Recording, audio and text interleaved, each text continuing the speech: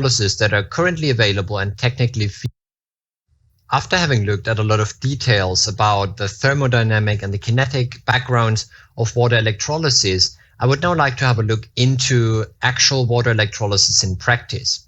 For this, we will go through three types of water electrolysis that are currently available and technically feasible.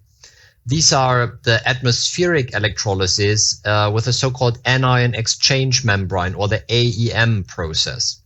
We will also cover the membrane electrolysis, also called the PEM or PEMEL process, and we will also cover the high temperature electrolysis of steam, or HTES process. First of all, atmospheric electrolysis and anion exchange membrane electrolysis, so the AEM process.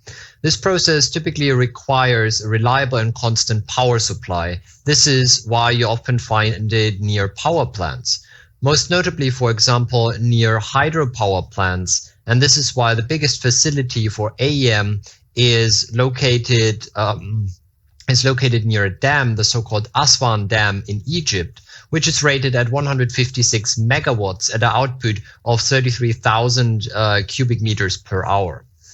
The operating principle of an AEM is basically alkaline water electrolysis. So for the electrolyte, you're using 28% KOH, potassium hydroxide, in water, and we usually have gas bubbles in this process, which are automatically providing circulation to our electrolyte. This is usually true for low current. So if we keep in mind that our current correlates to our gas production, and similar to the electrochemical storage, the more charges flow, the more material you will basically dissolve or deposit. So at low currents, these gas bubbles provide a sufficient circulation of our electrolyte. At higher currents, there might be additional circulation necessary in order to provide a sufficient transport of material to the electrodes and to provide sufficiently fast gas bubble detachment from our electrodes. In this kind of setup, we do have a membrane in between our two electrodes, and this is a so-called ion conducting separator. So simply a separating semi-permeable membrane which allows ions to pass through. Our electrodes are porous, large surface area electrodes. Notice here a few key aspects, what we discussed earlier in our kinetic chapter. We are porous, and porous also is often an indicator that we have large surface area. Large surface area meaning a high number of active sites, and this is again what helps us to minimize kinetic losses. So the kind of electrolysis we're looking at here is, as I already said, the alkaline electrolysis, also indicated by the 28% KOH in water. Now, in practice, how does such a cell look like? This might look a little bit overwhelming at first, but let's just go through there step by step. So in our cell, we have a cathode on our left side, which will provide electrons. Remember, on the cathode, we are performing the reduction reaction. On the right side, we have our anode. So remember, on the anode, we are providing our oxidation reaction. So we are kind of extracting electrons. Now, this cell is filled with water, and well, basically we said, to be more precise, we fill it with KOH and water. So we have alkaline environment. Now, what happens on our anode side? We facilitate the oxygen evolution reaction, the OER reaction. So we have a creation of oxygen from hydroxide ions, 2 OH minus, react to form 1/2 oxygen plus water plus electrons.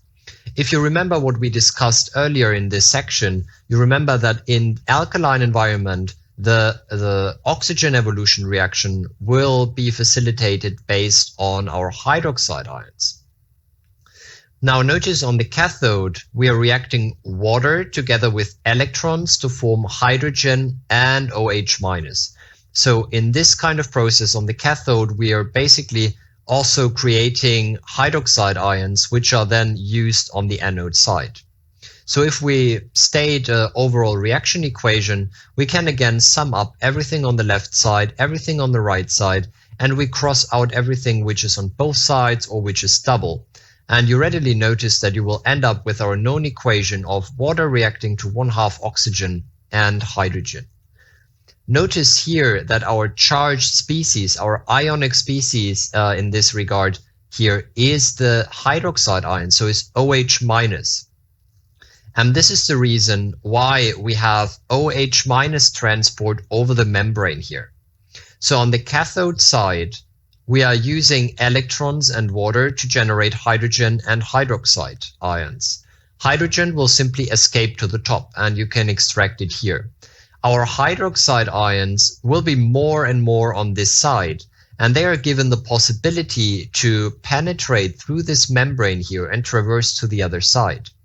Now on this other side here, we're using two hydroxide ions, and we're reacting them to oxygen, to water, and to two electrons. So our oxygen can again escape to the top, and we produce water basically. The water, of course, will in the net equation be crossed out, so you will not find water on the product side of this equation.